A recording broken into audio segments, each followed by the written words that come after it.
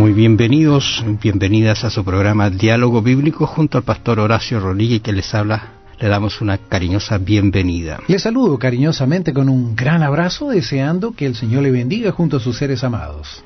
Habíamos conversado acerca de que en Jesús es el único que tenemos salvación, camino hacia la vida eterna, a incluso vivir aquí bien, contentos.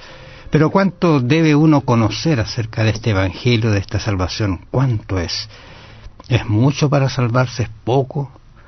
Quizás esa es la pregunta. Hay algunos textos de las Sagradas Escrituras que nos ayudan un poquito a comprender esto. Por ejemplo, el que se encuentra en San Juan, capítulo 10, verso 16.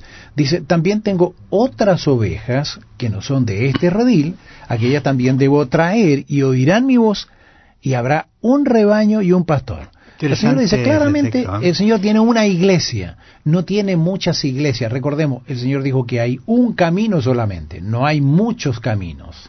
Entonces tenemos que tener claro esto. ¿Sabe que hay un salmo que bien interesante cuando de improviso uno ve algunos escritos, tienen algunas relaciones con historias pasadas que han sucedido en la Biblia? El salmista en el Salmo 87, 4 en adelante dice, yo me acordaré de Rahab y de Babilonia entre los que me conocen. He aquí Filistea y Tiro en Etiopía. Este nació allá. Está haciendo alguna referencia a... Yo estoy pensando que alguno de los judíos sí escuchó esto, lo leyó, me imagino, porque todos los salmos. ¿Qué habrá pensado? En nuestro contexto, quizá un poquito más amplio ahora, no nos causa mucha admiración. Incluso el versículo 5, y de Sión se dirá, y aquí ya estamos más en familia, diríamos nosotros, este y aquel han nacido en ella, y el Altísimo mismo la establecerá. Y Jehová contará al inscribir a los pueblos, este nació allí. Luego aparece el Selab, que es una especie de separación entre los cantos, que no tiene mucha definición, pero lo interesante es cómo menciona a estos antecedentes de Rahab. ¿Te acuerdas tú que no tenía ninguna opción de salvación para algunos? Pero mira que incluso está en una genealogía maravillosa. Babilonia, Ciro, o sea, Filistea, Tiro, Etiopía, todos estos pueblos de allí también hay naciones. Entonces, ¿cuánto es el conocimiento que debe tener una persona? Es el conocimiento que Dios le ha entregado. De cualquier manera, Dios entrega un conocimiento para salvación. Incluso Hechos 14, 17 nos aborda este tema. Dice, si bien no se dejó a sí mismo sin testimonio, haciendo bien, dándonos lluvias del cielo y tiempos fructíferos, llenando de sustento y de alegría nuestros corazones. O sea, es amplio la forma en que Dios puede comunicarse con nosotros. Ahora, de acuerdo con lo que estamos conversando, con el tema que estamos llevando adelante, creo que es interesante lo que dice el libro de Romanos, allí en el capítulo 2, versículos 12 en adelante. Usted puede leer todos los versículos. Yo me voy a limitar a la primera parte solamente. Dice, porque todos los que sin ley han pecado, sin ley también perecerán. Quiere decir entonces que hay personas que no conocieron, no porque no quisieron. Entonces hay personas que sin ley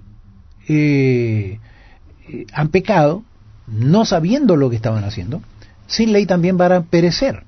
Y creo que es bueno que nosotros pensemos en que Dios es un Dios misericordioso. Nosotros nos preocupamos de cómo va a acontecer esto. Lo que debemos tener bien claro es que Dios es un Dios justo. Dios nos ama, pero además Dios tiene todos los elementos de juicio. Nosotros, por eso es que se nos dice que no debemos juzgar, porque nosotros no tenemos todos los elementos. Nosotros juzgamos por lo que vemos, por lo que escuchamos solamente. Dios juzga por lo que hay en el corazón. Entonces ahí no podemos engañar. Nosotros podríamos engañar a todo el mundo, pero a Dios nunca vamos a poder engañarlo. Entonces Él es el único que puede juzgar justamente. Entonces no debemos preocuparnos qué va a acontecer con aquellos que no conocieron, qué va a acontecer con esos que pecaron sin saber, en fin. Eso lo sabe Dios. Ahora, este concepto dice que porque todos los que sin ley han pecado, alguien podría decir, bueno, ¿a qué se está refiriendo Pablo en este caso? Mire, la verdad las cosas que no importa qué ley, sea la ley de los 10 mandamientos, la ley ritual, la que sea, El concepto es que sin haber conocido esa ley, hay algo en el ser humano que sí lo determina en cuanto a conducta, a formas de ser, ¿no es cierto? Yo siempre he leído este concepto de tú sabes que hay personas que se comen a los seres humanos, a otros seres, son tribus bastante caníbales, son bastante fuertes. Eso uno dice, ¿cómo los va a tratar Dios? Pero también leía de un estudio que se hace que entre ellos no. O sea, uno podría decir, bueno, algo tienen de conciencia, digamos, de preservar, saber distinguir en algo del grupo y los entonces que no lo son. allí es cuánto uno conoce. Si uno conoce que esto es bueno y esto es malo, decide por qué es bueno y por qué es malo. Entonces sobre esa base Dios va a juzgar.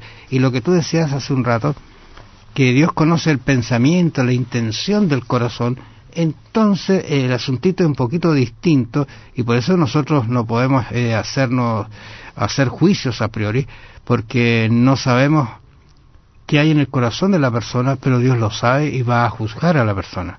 Y por otro lado, como dice Hechos, y de una sangre han hecho todo el linaje de los hombres para que habiten sobre toda la faz de la tierra, y les ha prefijado el orden de los tiempos y los límites de su habitación. O sea, Dios tiene esto de alguna manera todo previsto para que se salven todo el mundo, y de eso lo vamos a conversar un poquito más adelante, pero hay algunas limitaciones que no son de parte de Dios, sino que son normalmente de parte nuestra. Ahora fíjate lo que dice Romanos 2, 6 y 7. El cual pagará a cada uno conforme a sus obras vida eterna a los que, perseverando en bien hacer, buscan gloria y honra e inmortalidad. Él, como decíamos, Él es el único que puede juzgar. ¿Por qué?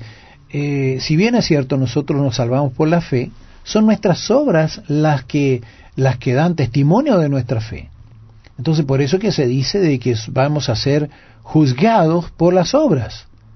Porque es imposible que alguien que tenga fe en Dios no tenga obras. Claro, aquí hay que entender que estas obras son un resultado de algo, ¿no es cierto?, de algo que yo conozco y actúo de acuerdo a ese planteamiento, a ese conocimiento. Ahora alguien podrá decir, bueno, y si él no tiene conocimiento de Dios, no tiene conocimiento de las leyes. Sí, recordemos que el Señor dijo que iba a poner la ley en el corazón. Creo que no hay nadie que no sepa que algo que está haciendo está mal. Hay ciertos parámetros bajos, o sea, hay ciertos parámetros, digamos, que el ser humano tiene en su conciencia, y eso determina su actuar. Y a veces vamos en contra de esa conciencia y nos damos cuenta que estamos mal. Pero si tenemos la actitud de humildad, de pedir perdón a Dios, de cambiar nuestra actitud frente a lo que Él nos está diciendo, ya sea por los hechos, por lo que nos han enseñado nuestras familias, o por lo mismo que vemos en el mundo, bueno, Dios va a juzgar por eso, porque Él conoce nuestra conciencia. Bueno, amables oyentes, vamos a seguir mañana conversando este tema de lo que son los misioneros, cómo Dios va a actuar al final del tiempo. Bendiciones. Siendo que no conocemos los corazones de las personas, ¿por qué debemos ser cuidadosos de no juzgar la salvación de sus almas, ya sea en el caso de cristianos profesos o de no cristianos? Piénselo. Que el Señor le bendiga. Será hasta mañana.